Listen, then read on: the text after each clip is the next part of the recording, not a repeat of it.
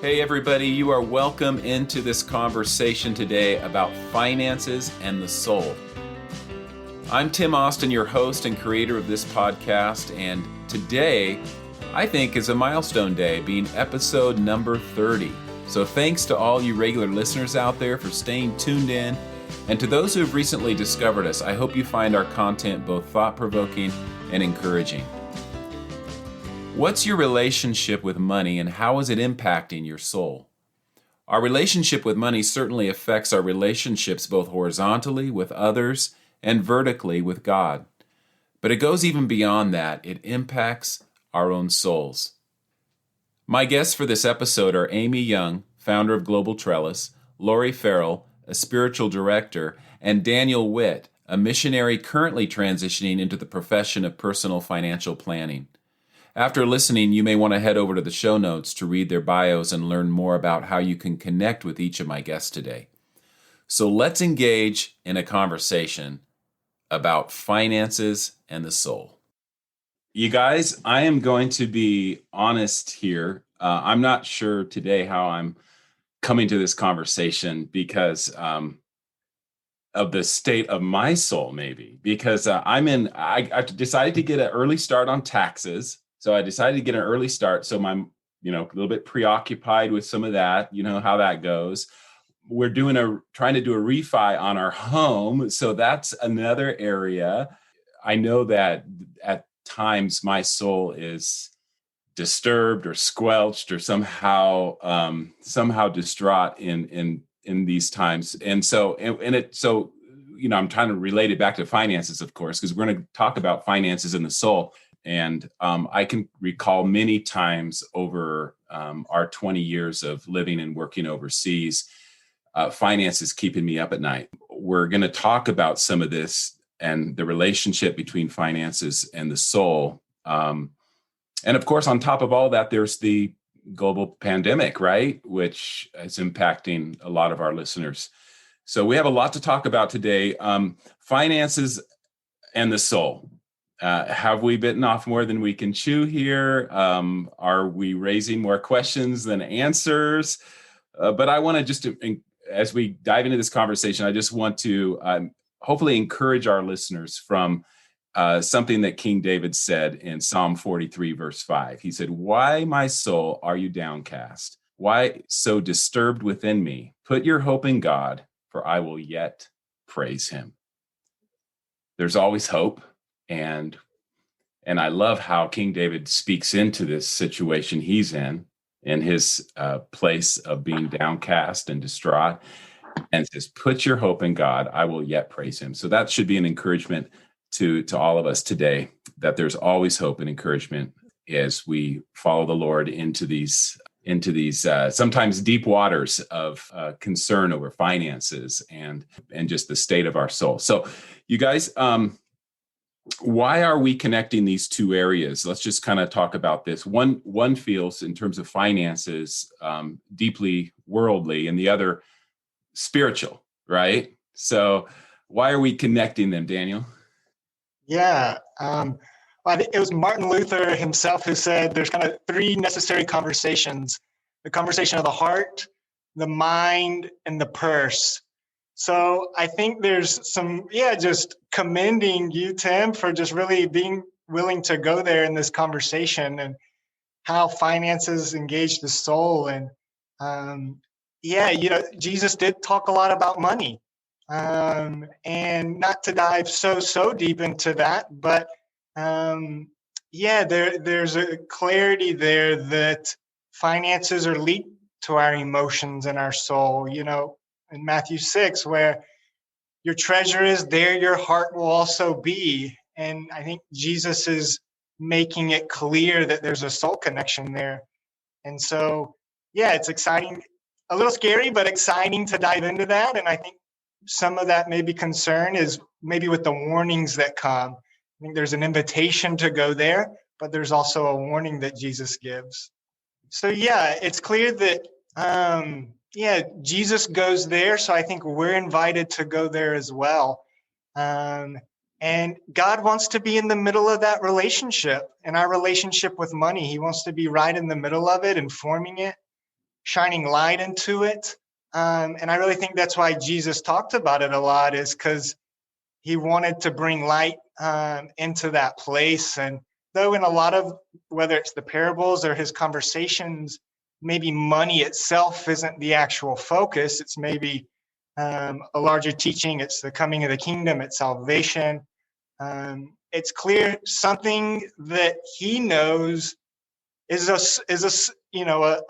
point of the soul to engage, and really using that space to engage communities. And so, yeah, in terms of kind of the why, it's just a conversation worth diving into, because Jesus goes there and is inviting us to go there as well. I love that, Daniel. Like it's more of, it's not something we should shy away from, but be invited into by the Lord in this conversation today. As you've alluded to, Daniel, the Bible does have a lot to say about these two areas of our lives and the interplay and the connection between finances and the soul. And of course, we know that the Bible's teaching is not just for cross-cultural workers, it's for all of his followers. But why do global workers, those of us who are involved in support raising for faith ventures, and living off the generosity of our partners' support, why do we have such an interesting or unique relationship with finances and the soul? I'll add kind of a little bit into that. I think we have a unique experience as cross-cultural workers, in that a unique view of the reality of where our wealth, or who our wealth belongs to.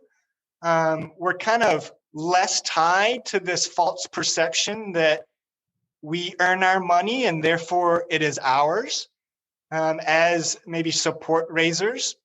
And so I think maybe because of that, it's easier to feel a little heavier burden to steward it well, because there's maybe less of that false perception that, I put in my 40 hours and now I get my paycheck. It's, no, I put my trust and dependency and God's Spirit working in the hearts of others. And so I think maybe with that, there comes a little bit of a burden to steward that well, because of less of just that tie that it's related to our own efforts and earning. What about some of the insecurity global workers can feel? I know personally that there were times where I felt very insecure around my finances, feeling like I did not have any control, or I couldn't control the outcome. And some of this could be around savings, emergency savings, retirement, or just some of the choices that we could make. For example, let me just talk candidly about vacation for your family, and how I remember there were times when we really felt a need to step back and get out of the situation we were in so that we could breathe and rest and renew as a family.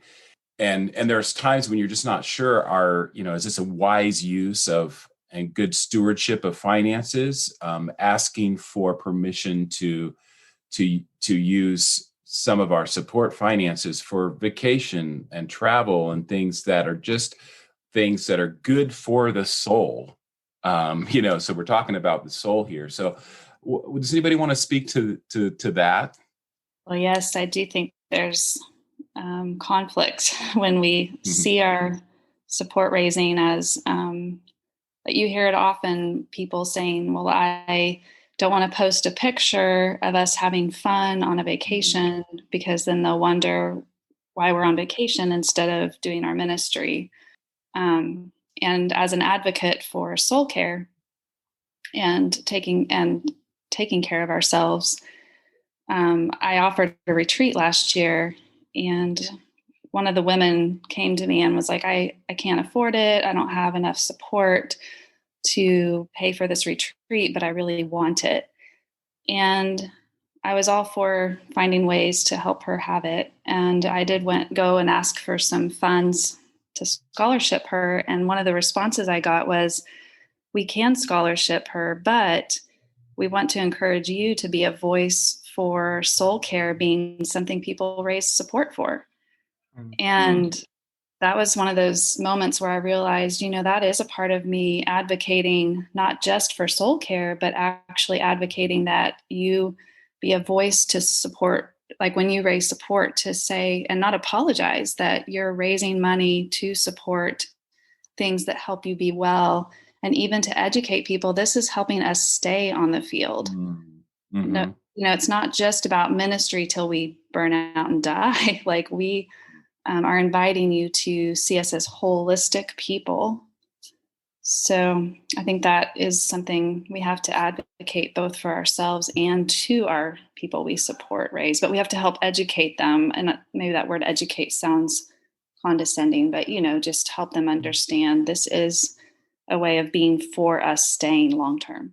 I almost hear you saying have a category in the budget for soul care type of things that require finances to do, such as a soul care retreat or counseling or coaching or a family getaway, different things like that. So being an advocate. So what does that look like?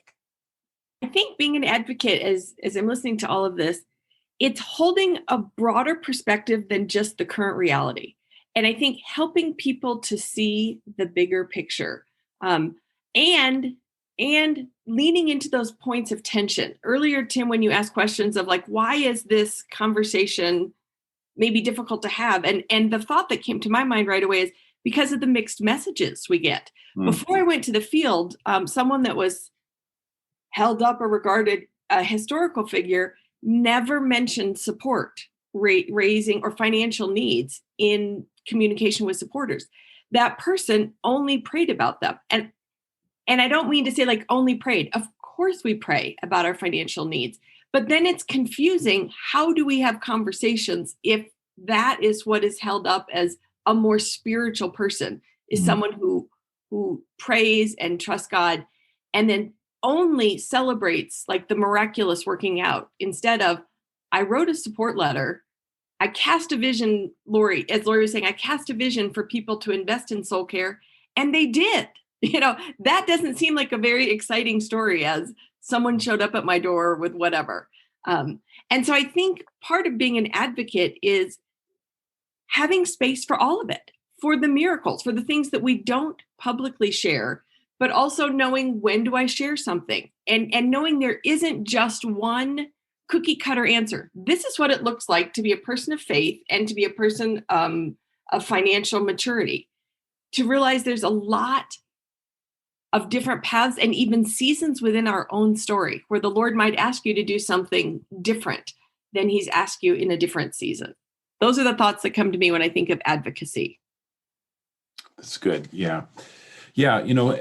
Finances, of course, we're talking about one of the biggest areas of cross-cultural life that can keep global workers up at night and cause a lot of confusion. And like you said, Amy, mixed messages. Why is that? Let's talk a little bit more. Why is that?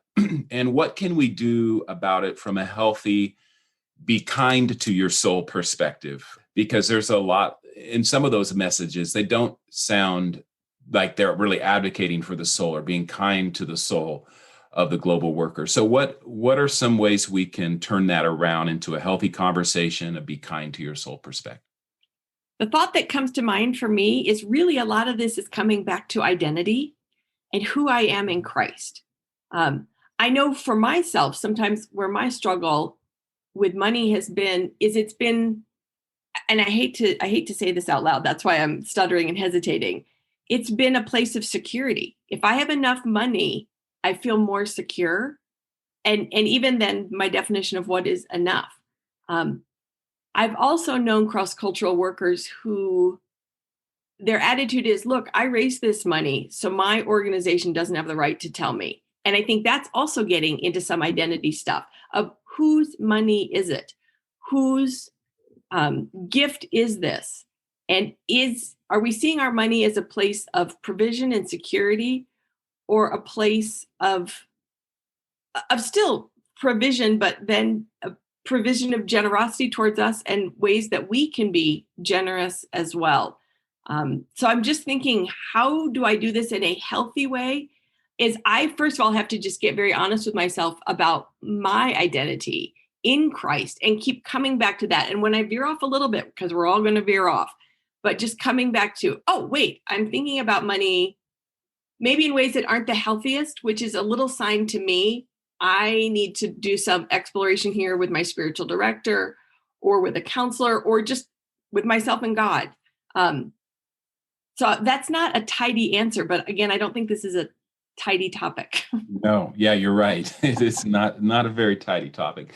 So there's a lot of different, when we talk about organizations, sending agencies, those who are on our team, just the circle of people around us and groups around us, whether that be churches, our companies, our colleagues on the field, our team. There's so many different ideas and philosophies and approaches to support raising. Like you said, Amy, there's the, don't talk about finances at all.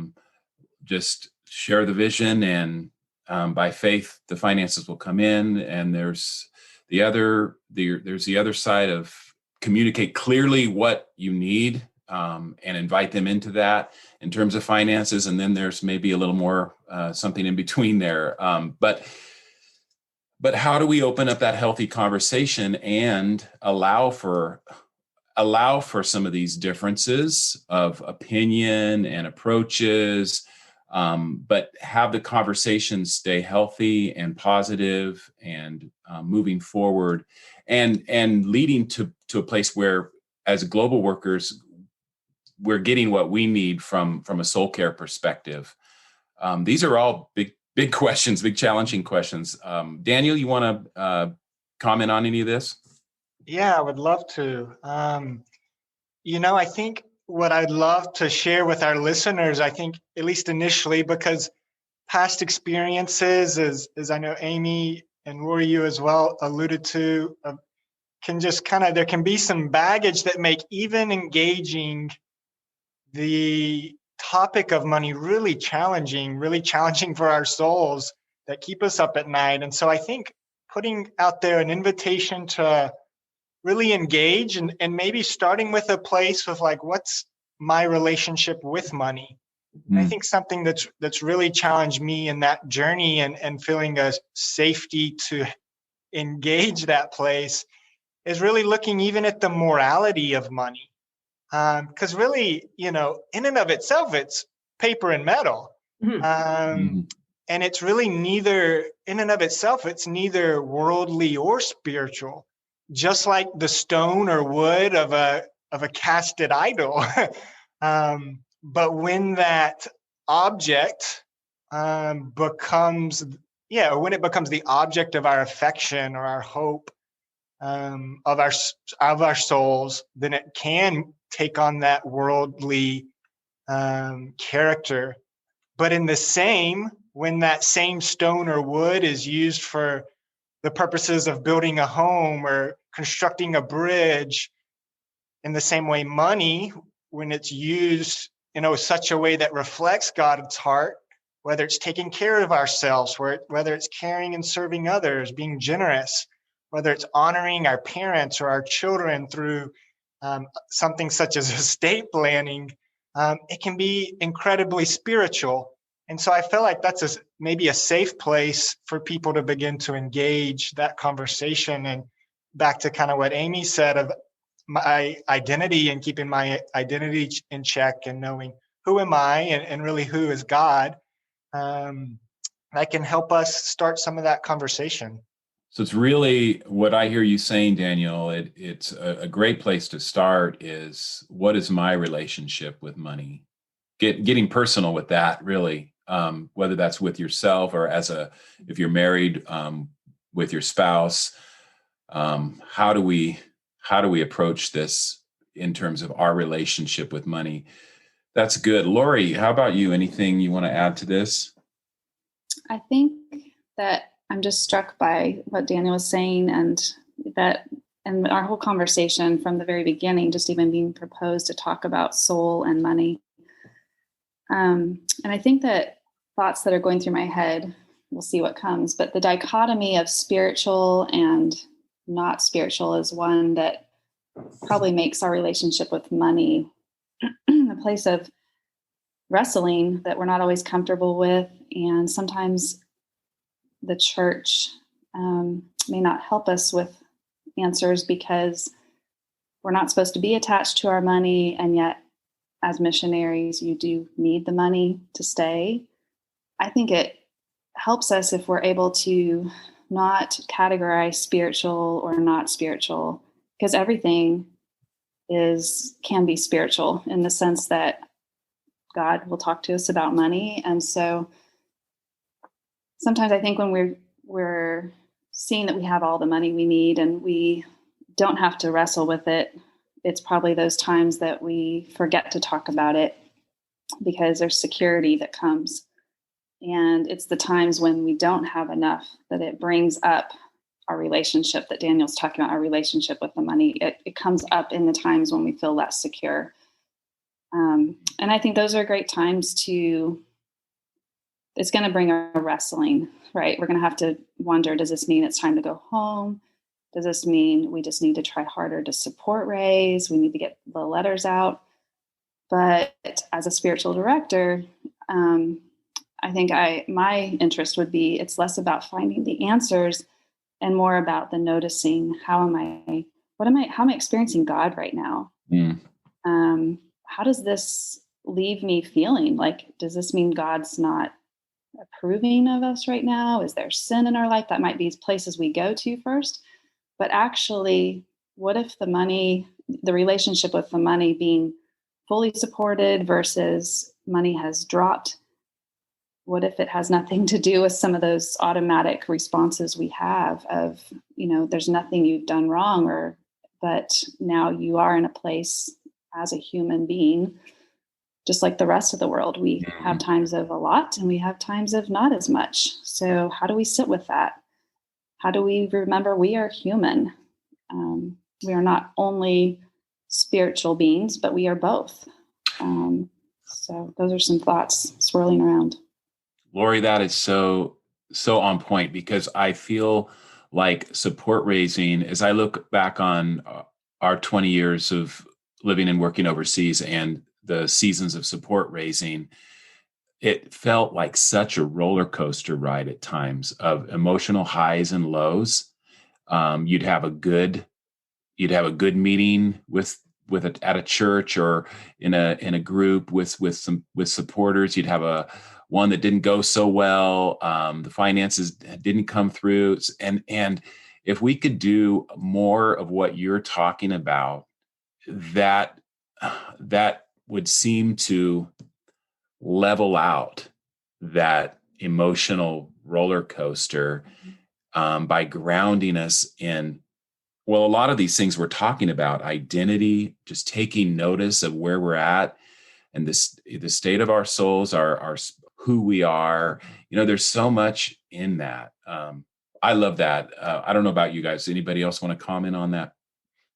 I just want to say, as listening to you talk, Lori, and then your response, Tim, and I can feel Daniel's presence here too.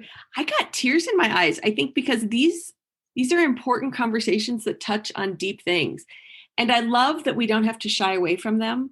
But there, as Daniel said at the very beginning, there's this invitation. And Lori, as you were saying, to notice what is happening, and that there's just, it's such a freer place to live, of invitation and noticing, and that we can cry out to God when we need finances or needs are not being met. Like, he wants to hear all of that. So noticing what is going on and bringing that to God.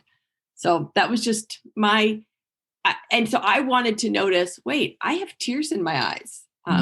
Something is going on here. So I just even thought, like, even in the moment, even in this conversation right now, I want to practice what we're talking about. So that's what I noticed. I had tears. Wow. Yeah. Thanks for sharing that, Amy. And I think, going back to what you said, Lori, sometimes it has nothing to do, like you said, with some of the questions we're asking. It can just be, I mean, look at where we're at now with COVID. It's affecting everybody. It's impacting almost everybody in some way or shape or form. And a lot of that is in the area of finances. Does that mean my call is over, or I no longer am called here, or my season of life and ministry is over, or there's going to be a big shift or change? Not necessarily. We're experiencing a lot of the impact of something that is global, and it's affecting so many people and impacting so many people. And that goes back to if my identity and security has been wrapped up in the state of my finances, that's going to feel heavier on me right now. I think one of the thoughts coming to my mind is the idea of scarcity that can come when there's not enough. Mm-hmm. And that this impacts our relationship with God as well. These are all ways that it reflects our belief system. And so our beliefs about God come into view when things aren't going the way maybe we expect them to, or we think they should go. And so, when we're doing God's work, we might expect, well, I've been called to this, there should be enough, and people have been behind us and they've given to us. But then what do we do when we find, okay, during COVID, a pandemic, or other crises in the world where maybe finances are impacted and people aren't giving as much?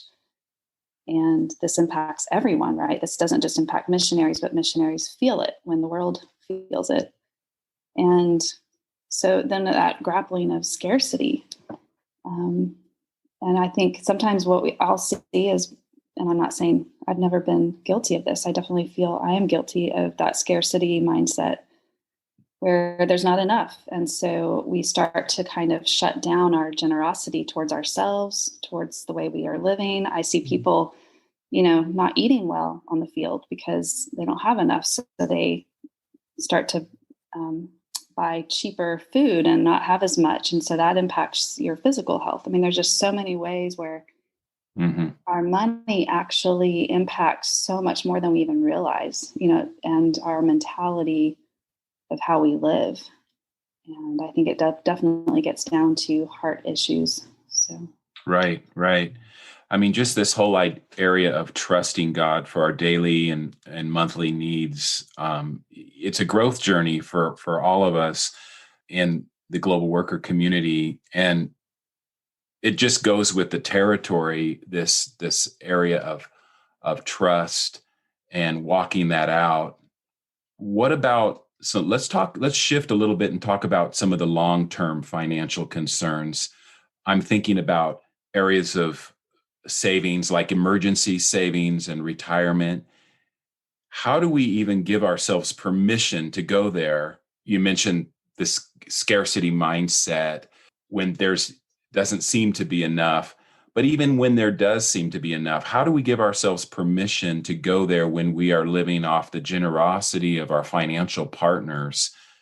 Yeah, I would think, some of that, maybe beginning that journey of, okay, who does this belong to? And, shifting from how do I steward my supporters' money well to how do I steward God's resources well? And that's hard. And it's hard because even as I say it, I'm like, my supporters may not see it that way. Or that may catch them a bit by surprise. They may see, kind of this, and we use the terms of they've invested in the kingdom through us. And so they want to, I don't know, we use these terms see a return on that investment. And okay, does that look like, what does that look like? What are their expectations for that? And that's really hard and really hard to know, and having different supporters with different expectations and maybe even just some practically in ways that could be helpful is some of those maybe early conversations for those who are just launching out those just clear expectations with supporters from the beginning of the importance of this soul care, and you wanting to really have a long-term mentality. In the same way you're going to be proactive in learning the language and learning the local culture. You want to be able to set yourself up, just with your finances to be able to care for your soul, to care for your family members' souls, so that you can minister to the souls of others. And maybe some of that even begins with just those early conversations and having those expectations. I remember my wife and I being so surprised in a meeting with a missions board, and we shared kind of a budget with them that included some of more of these long-term things.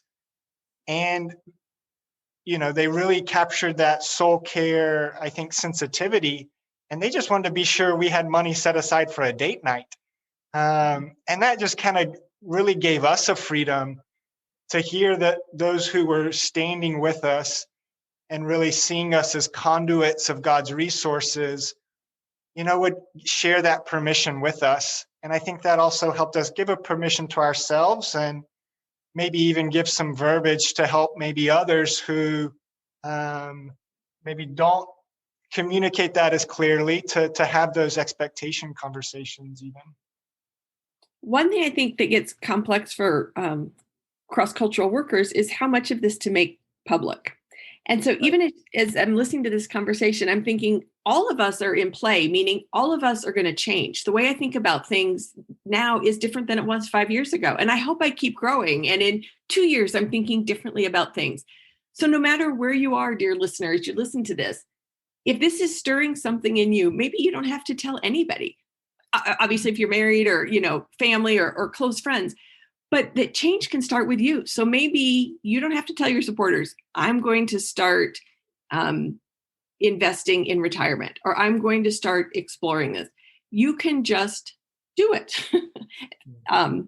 So I think there's freedom to keep growing and keep learning and keep leaning into this, and to know that every country listening to this is going to have a slightly different system. So know your system and know how to work with it.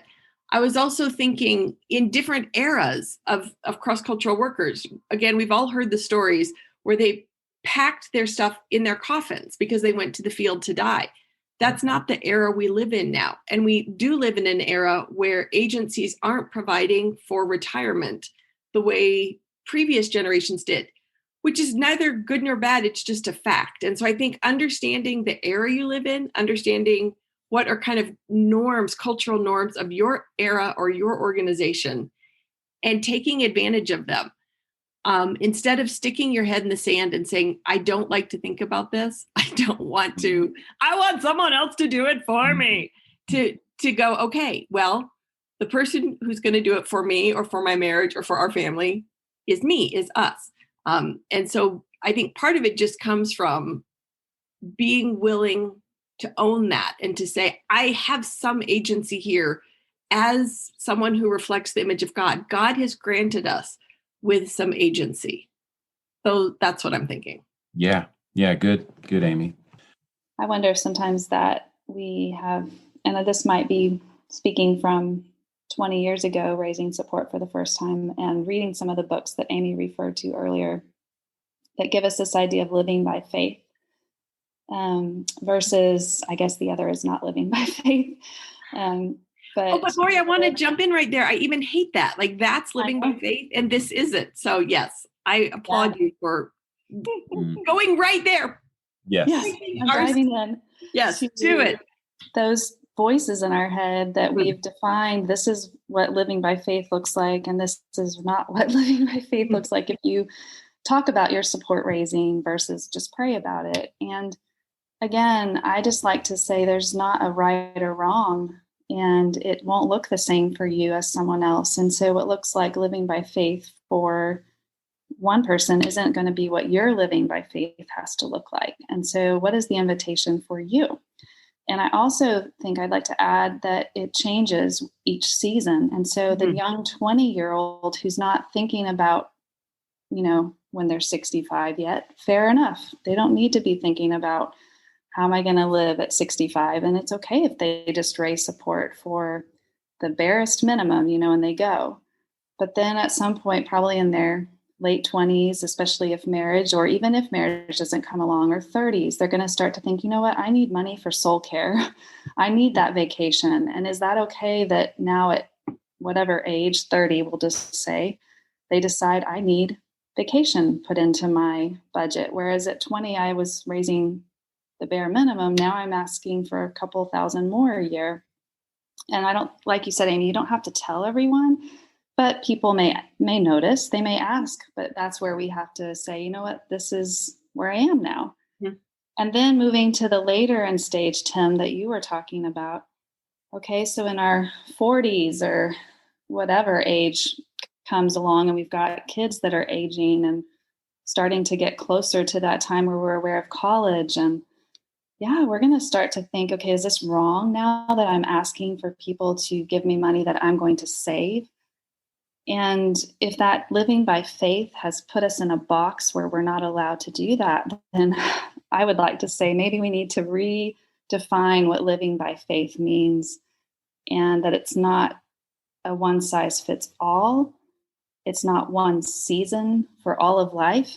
To give ourselves permission to have different seasons, different ways God's speaking to us. And that keeps us in our relationship with God as a flesh, meaning like breathing, changing, ongoing. And we have to continue to come back to God in prayer with this, rather than at 20, whatever God said, it still goes at 50, which can either cause judgment on ourselves when we pray, is that living by faith definition hindering us to actually live by faith in a freer, more spacious way?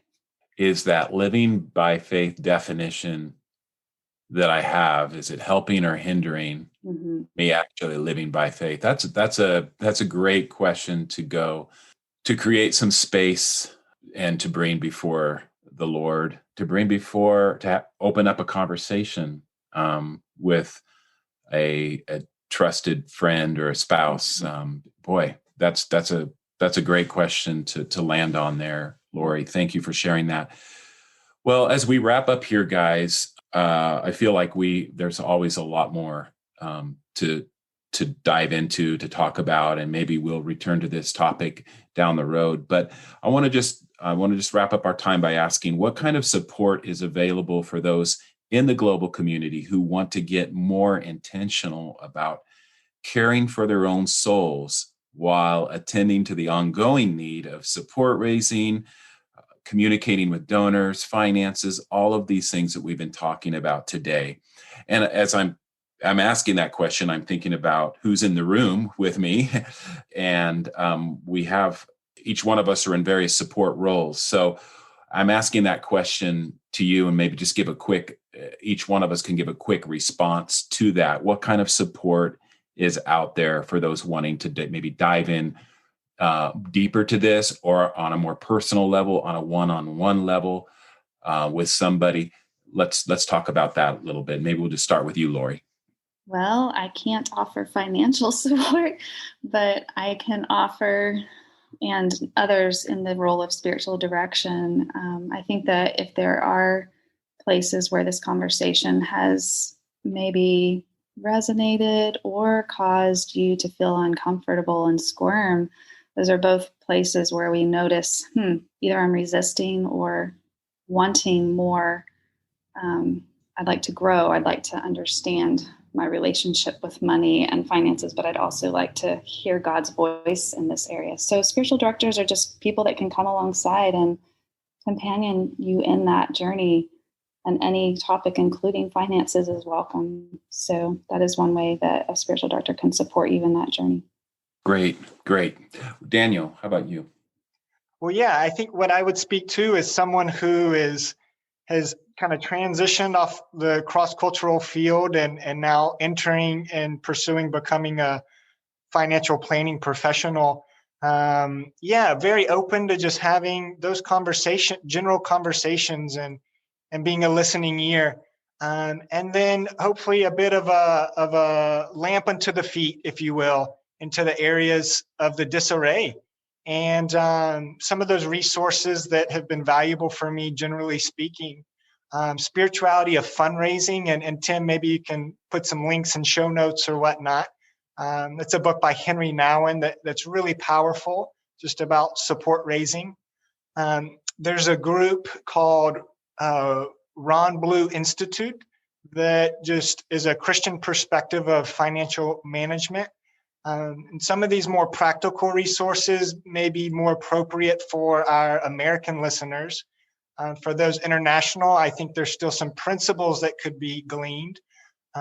There's a blog called Vagabond Finances, and talks a lot about a blogger and different contributors, just kind of the U.S., particularly for U.S. expats, but again, some translatable principles.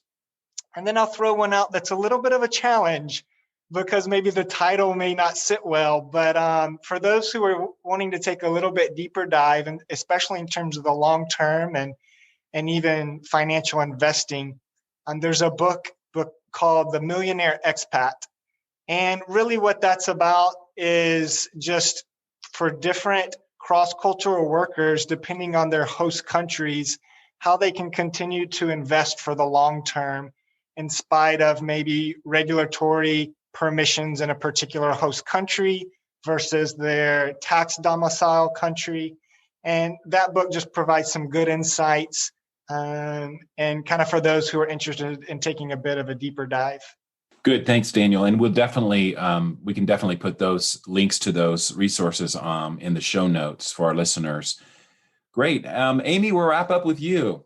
My only thing would say at Global Trellis, these are the kind of conversations we want to have where we're not just, I think the world loves to isolate, like, let's have your finances over here. Let's have culture over here. Let's have your marriage over here. Let's have your soul over here. And God calls us to be integrated whole beings. So these are the kind of conversations we are going to keep having on this podcast and at Global Trellis. So thank you so much, Tim, for facilitating this. Oh, absolutely. Love being with you guys today. And we will definitely keep these conversations going. We may raise more questions and answers, but I think that all the questions that were raised today or a lot of them, maybe something particular resonated with you as a listener, and you want to take that question into some space to reflect and to just dive deeper in some way. That's really the goal of what we're doing. And so, yeah, great to be with you guys today, and we'll sign off. Thank you. Thank you so much, Tim. Thanks. I've personally enjoyed interacting with Amy, Lori, and Daniel as part of the Global Trellis team. And you can as well by heading over to globaltrellis.com, where you'll find contributions from each one of them. If concern or confusion over finances has been keeping you up at night, I encourage you to stay in that uncomfortable space and take notice. How can you intentionally engage the process toward more understanding, a perspective shift, or whatever is being highlighted for you? And feel free to reach out to me at encompasslifecoaching.com and learn how coaching with me can create space for intentional conversations, which then become catalysts for growth. And if this podcast has been helpful to you in some way, can I encourage you to head over to iTunes and give us a review? Ratings and reviews help expand our audience and reach more listeners. Thanks again for joining me for this episode of Navigate. I've been your host, Tim Austin, and I hope you join me for our next conversation.